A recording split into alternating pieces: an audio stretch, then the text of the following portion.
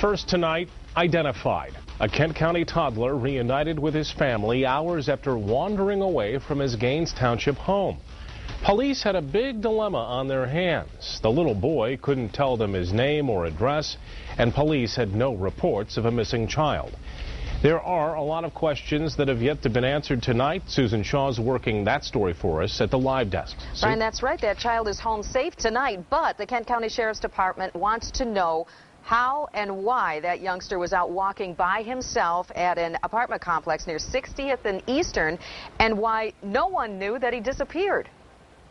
That's what we're trying to establish, who was in charge of him at the time and who was ultimately supposed to be responsible.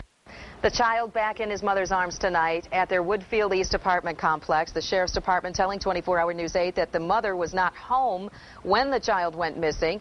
But who was, and why wasn't that person watching the toddler? On the scene tonight, deputies arrested a man, they tell us, for unrelated charges.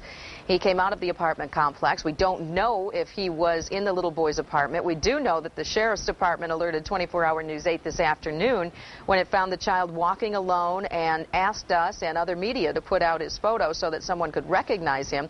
Someone did. His aunt, who immediately contacted police and then took them to where the child lives.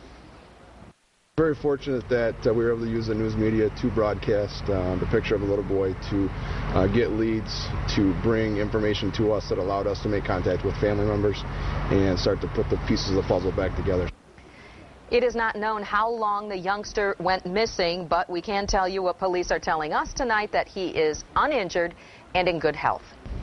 Sue, thank you. Here are some tips to help keep your children safe. Make sure kids know their full name, their parents' full names, address, and phone number.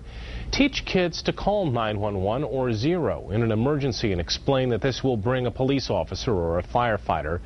Practice with a fake or disconnected phone.